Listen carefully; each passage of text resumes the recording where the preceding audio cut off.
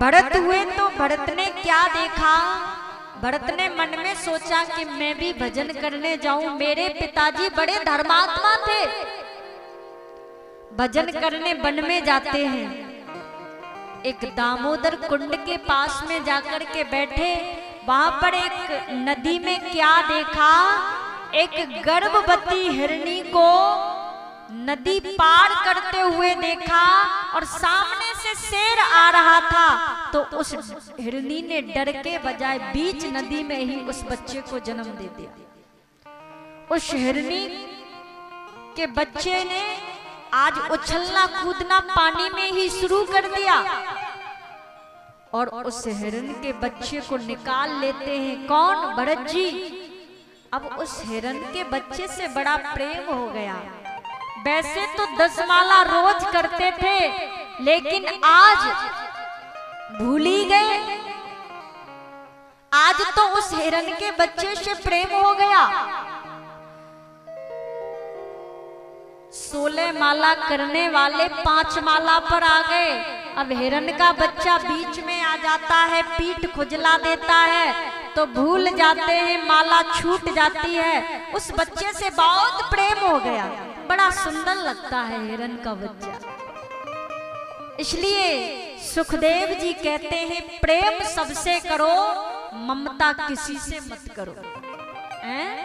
प्रेम सबसे करो। अब धीरे धीरे कई दिन बीत गए, बड़ा हो गया वह, लेकिन एक दिन अन्य हिरणों के साथ में चला जाता है। उस हिरण के बच्चे की याद में बहुत रोए, रोने लगे। रोते रोते अपने प्राणों का परित्याग कर दिया। अब ये हिरण की याद में मरे तो अगले जन्म में इनको हिरण की योनि ही प्राप्त हुई। ये हिरण ही बन जाते हैं, सूखी घास खाते रहते हैं। अब कुछ दिन और बीते। एक दिन जंगल में आग लग गई तो ये जल जाते हैं और फिर हिरण शरीर का भी परित्याग कर देते हैं। फिर इनको एक ब्राह्मण के घर में जन्म मिल गया। संयोग से इनका नाम पड़ गया जड़ भरत। बड़े ज्ञानी हैं। एक बात कहूं, जो ज्ञानी होते हैं ना, वो हमेशा झुककर रहते हैं और जो अज्ञानता पाई जाती है, जिसके अंदर ज्ञान नहीं पाया जाता है, जो 2-4 बातें दुनिया में सीख लेता है, बस वो वही लेकर घूमता है। सुंदर बात,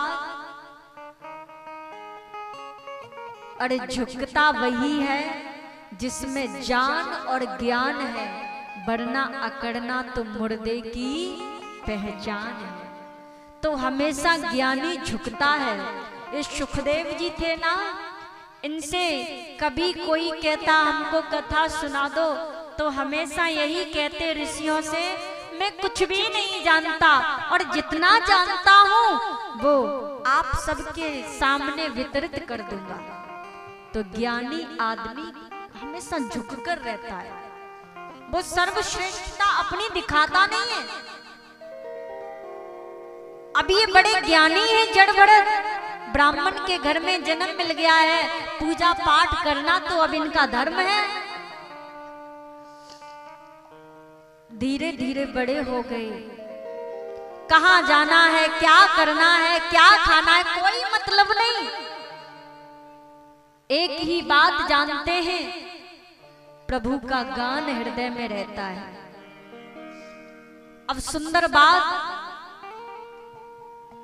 मन में तो ठाकुर है और घूमते कहीं भी है। एक समय की बात, इनको भीलों ने पकड़ लिया माताजी की बलि देने को, तो माताजी ने वहां से इनको छुड़वाया।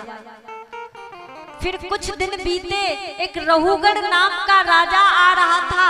4 लोग पालकी पकड़े थे, उसमें एक अस्वस्थ हो गया तो जड़ भरत को उसमें लगा लिया। जड़ भरत चलते हैं तो जहां चींटी पड़ जाए या कोई छोटा सा जीव आ जाए तो उछल जाते हैं। राजा ने कहा तुमको चलना भी नहीं आता है, इतना मोटा ताजा शरीर लिए घूमते हो, तुमको चलना भी नहीं आता है क्या?